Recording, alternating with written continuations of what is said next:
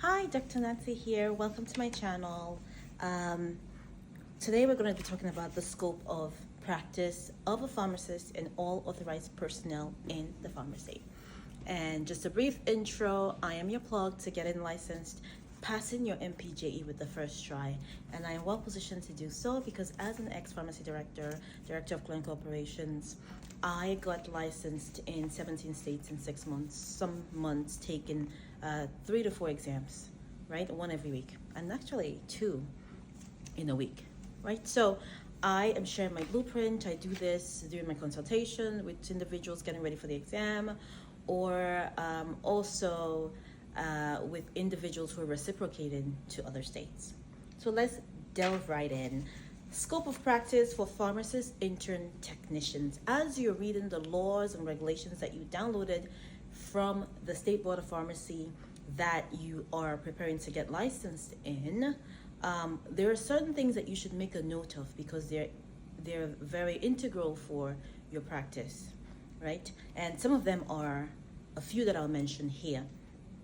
What is the pharmacist scope of practice? You should know this in its entirety, right?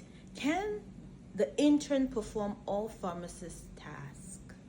Under what conditions, right?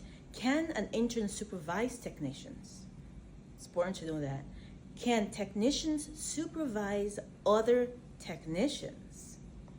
Can an intern and technician immunize? And if you wonder what I'm looking at one of the materials that I prepared, which is, for those of you, if you have your exams coming up real soon, this is a good go-to. It has my blueprint for preparing for MPJE in any state, right? And it just has a series of questions that you will answer in your review sheet as you read. And that will reinforce that information, and then you can review it right before you take the exam, right? It has also a breakdown of the study guide that you can use if you're going to study for 4 weeks versus 2 weeks, right? All right, so let's get back to it. What are the training required for immunizers? Is there a state vaccine reporting program? What is it, right? Where can the pharmacist report a vaccine-related error or adverse event? Who can receive oral prescriptions from prescribers or the prescriber's office, right? Now, who can transfer prescriptions to and from a pharmacy? Important to know scope of practice for all individuals who are authorized to work in a pharmacy.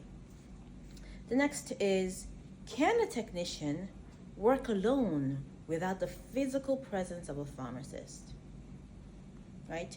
And then, who is required to wear a name tag? Very important questions. Just to help you put this into perspective, the MPJE exam is really answering the question, can you practice independently in the state that you're seeking licensure in, right? And the way this is determined is by giving you real life scenarios and then see how you answer these or solve these problems with the knowledge of the law. And so if you know the core of what it is required to practice, it's easier for you to then assess the situations or scenarios presented to you, make the right judgment, right? Back to it. So can the pharmacist in charge in the state that you're seeking licensure contact the state board and request for a pharmacist to technician ratio change? Answer that question. Now, we have a little bit of understanding of the scope of each person that practices in a pharmacy. Now, what is required on a prescription? So let's delve into prescriptions and understand the legalities surrounding prescriptions. So what is the maximum number of prescriptions written on a prescription blank? Right? Many of us that worked in alphabet pharmacies, we know that when you're taking a prescription from a doctor's office and you're using the company's prescription pad, right? Sometimes we map out a whole bunch of prescriptions on that pad, depending on the state that you're in, right? In the state that I practiced, one of them, it was legal to your own intake pharmacy prescription pad. We could write a few prescriptions on that pad, right? As long as you capture all the requirements, that's the key. But states differ, right? So what is the maximum number of prescriptions written on a prescription blank? Once a C2 is issued, When does it expire? Then once it's filled, when does it expire? What information can a pharmacist add or change on a C2 prescription, right? Can a pharmacist partially fill a C2 prescription? What is the timeline to completing the partial fill? In what setting is a fast mail prescription acceptable for a C2? What is the expiration date on a C3, C4, and C5 prescription, right? What are the maximum refills allowed? So it's important to understand the nuances around non-controlled and controlled prescriptions. What the difference is there a difference between each schedule, right? Then can the prescriber verbally authorize more refills on an existing prescription? And we're looking squarely at the controlled prescriptions now, right? When does a non-control or Schedule 4 prescription expire?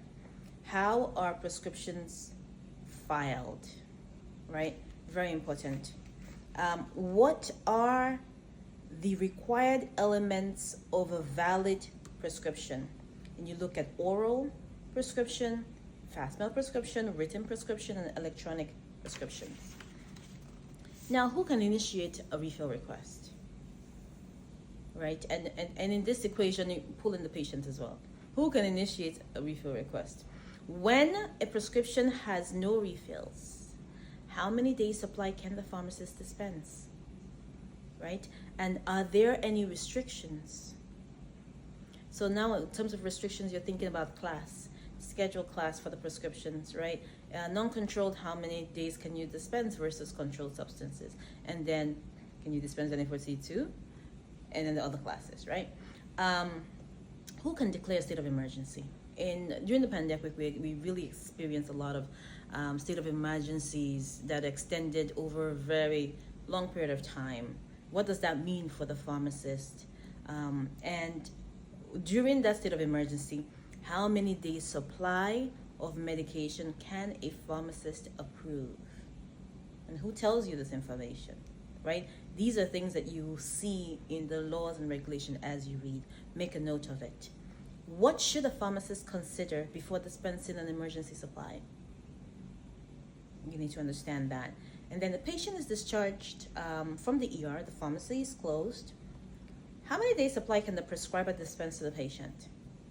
Because these drugs are readily available in the hospital many times, right? If everything is shut down and the patient needs to start medication right away, does the rules and the laws and regulations tell you how many days supply the prescriber should dispense to the patient as they leave? And then what's the documentation requirement?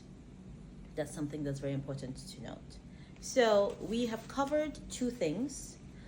We've covered scope of practice, and we've covered information required on prescriptions. Until next time, kindly put any questions if you have. Share this with anyone who you think this will be beneficial to. People who are thinking about reciprocating, pharmacy students, technicians who are thinking about going to pharmacy school. Why? Because there's a little anxiety surrounding pharmacy law, and it shouldn't be the case, right? The test scores this year, I think it went up by, last year's scores went up by maybe 4% Still not much, because some schools are doing in the 90 percentile or percentage, and some schools are doing 24